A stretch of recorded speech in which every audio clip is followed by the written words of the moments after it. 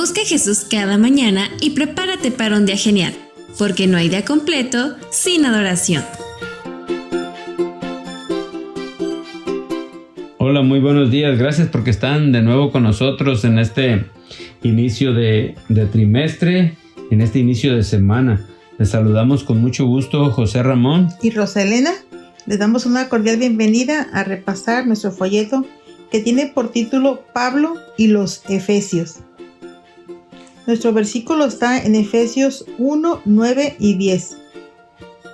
Dándonos a conocer el ministerio de su voluntad, según su beneplácito, el cual se había propuesto en sí mismo, de reunir todas las cosas en Cristo, en la dispensación del cumplimiento de los tiempos, así las que están en los cielos como las que están en la tierra. Gracias, Rosalena. Y sí, estamos iniciando este nuevo folleto, como decíamos, la lección número 1, ¿verdad? Y el título es Efesios en general del trimestre. Y vamos a ver lo que el autor de este folleto trata de escribirnos, lo que Pablo nos dice, ¿verdad? Cómo seguir a Jesús en estos tiempos difíciles, que también esa es la preocupación que tenía Pablo en ese entonces. Y como introducción veremos que nos dice el autor que cuando las personas que escriben siempre lo hacen con algún propósito, y a veces es un propósito muy importante. Y podemos ver cómo Abraham Lincoln, cuando escribió también su discurso de Gettysburg en 1863, después de esa terrible devastación que tuvieron en la guerra civil, donde murieron más de 7,000 soldados, en ese discurso él, invocando a los padres fundadores, expresó su creencia de que la guerra civil era una prueba definitiva para saber si la nación fundada en 1776 perduraría o desaparecería de la tierra. Ese era el propósito de él, y que yo creo que al final lo logró, porque pues el pueblo estadounidense superó eso. Pablo tiene un propósito profundo que motiva su carta, en parte debido al encarcelamiento de Pablo. Lo vemos en Efesios 3:13 y en 6:20. Y en parte debido a la continua persecución y las tentaciones, los efesios se sienten tentados al desánimo. Pablo les recuerda lo que ocurrió cuando se convirtieron, aceptaron a Cristo como su Salvador y llegaron a integrar la iglesia. Eso es lo que Pablo les quería hacer ver a los de la tierra de Éfeso, ¿verdad?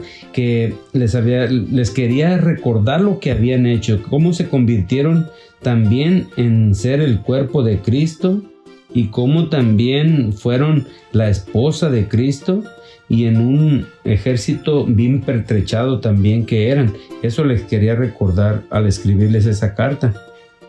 Desempeñaban un papel estratégico en el cumplimiento del gran plan de Dios de unir todo en Cristo. Sí, Pablo escribe para señalar a los creyentes de Éfeso su identidad plena y sus privilegios como seguidores de Cristo. En pocas palabras, Rosalena, Pablo les está diciendo que pongan a Cristo en primer lugar, que Cristo sea el centro de sus vidas, como lo hemos visto nosotros también anteriormente. Para hoy, 25 de junio, el título es Pablo, evangelista en Éfeso. Y vamos a ver lo que nos dice la palabra de Dios. ¿Qué hace Pablo en su primer visita a Éfeso? Hechos 18, del 18 al 21. Mas Pablo, habiéndose detenido aún muchos días allí, después se despidió de los hermanos y navegó a Siria, y con él Priscila y Aquila, habiéndose rapado la cabeza en Cencrea, porque tenía hecho voto, y llegó a Éfeso y los dejó allí, y entrando en la sinagoga discutía con los judíos, los cuales le rogaban que se quedase con ellos por más tiempo, mas no accedió, sino que se despidió de ellos diciendo: es necesario que en todo caso yo guarde en Jerusalén la fiesta que viene, pero otra vez volveré a vosotros, si Dios quiere, y zarpó en Éfeso. Qué bonitas palabras de Pablo, ¿verdad? Él prometió volver, pero dice si Dios quiere.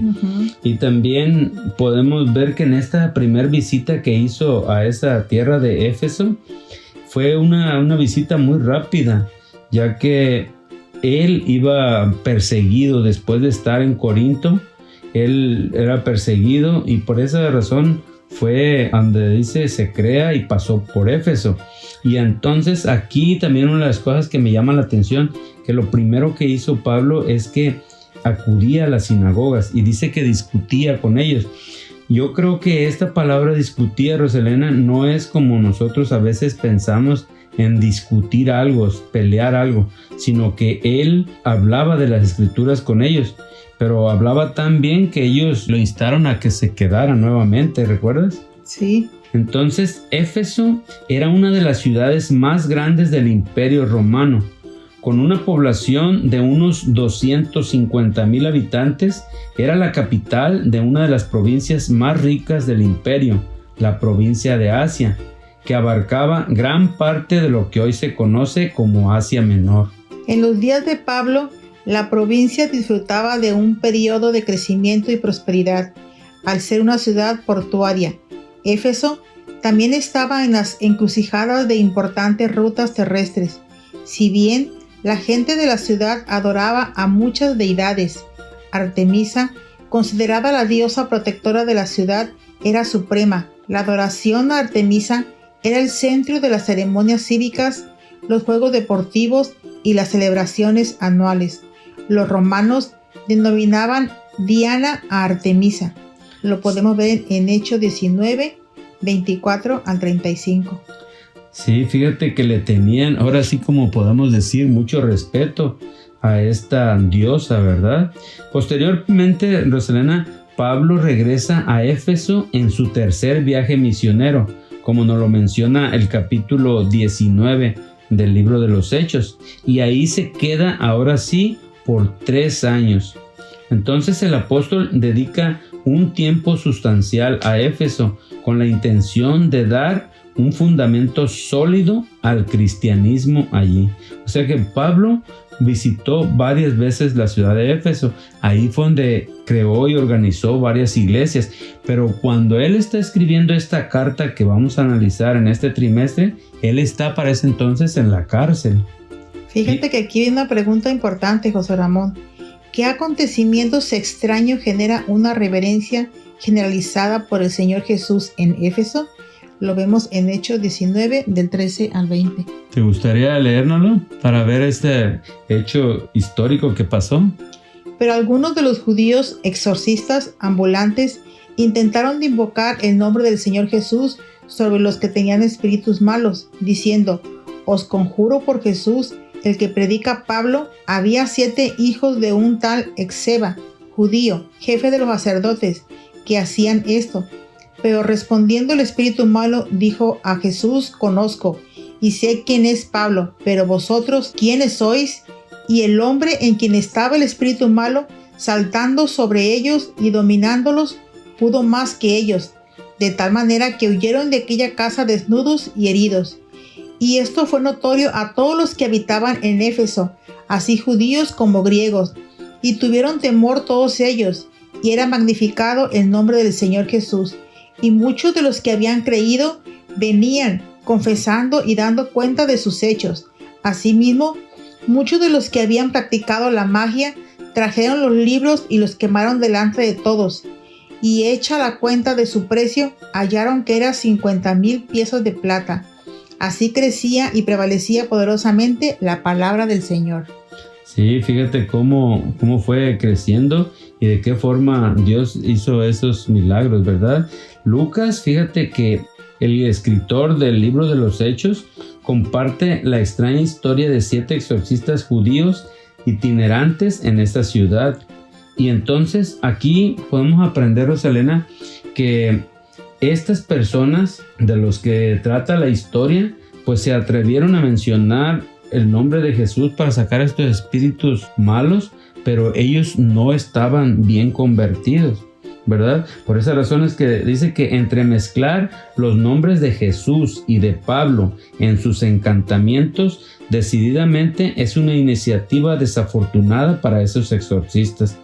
Cuando la noticia recorre las calles de la ciudad, el temor se apoderó de todos y magnificaban el nombre de Jesús, como nos dice ahí en el versículo 17. El acontecimiento también tuvo un profundo impacto en algunos de los que ya eran creyentes, quienes quemaron públicamente sus costosos manuales de artes mágicas y sacando la cuenta de su precio hallaron que eran 50,000 denarios. Sí, o sea, como quien dice 50,000 días de trabajo, imagínate. O sea, era mucho dinero que tenían invertido en eso. Entonces, junto con los demás residentes de la ciudad, los creyentes aprenden que la adoración a Jesús no debe diluirse con ninguna otra adoración. O sea, no debemos de confundir, ¿verdad? Y yo creo que es un buen momento para que también nosotros analicemos qué estamos haciendo mal y lo que no nos sirva, como dice, tirarlo a la basura, ¿verdad? Desecharlo. Sí. Podemos ejercer una influencia poderosa en el mundo. Debemos tener por único blanco la gloria de Dios. Debemos trabajar con toda la inteligencia que Dios nos ha dado, colocándonos donde fluye la luz para que la gracia de Dios pueda derramarse sobre nosotros, para moldarnos y conformarnos a la semejanza divina. El cielo está esperando otorgarle sus más ricas bendiciones a aquellos a quienes se consagran para hacer la obra de Dios en sus últimos días de la historia de este mundo. José Ramón. Gracias, Rosalena, muy bonita cita. Así que, amigos y hermanos, muchas gracias por iniciar con nosotros este nuevo trimestre y les invitamos a que juntos caminemos a lo largo de estos días estudiando más de la palabra de Dios y aprendiendo de lo que nos dice su palabra. Que el Señor les bendiga. Que tengan un bello día.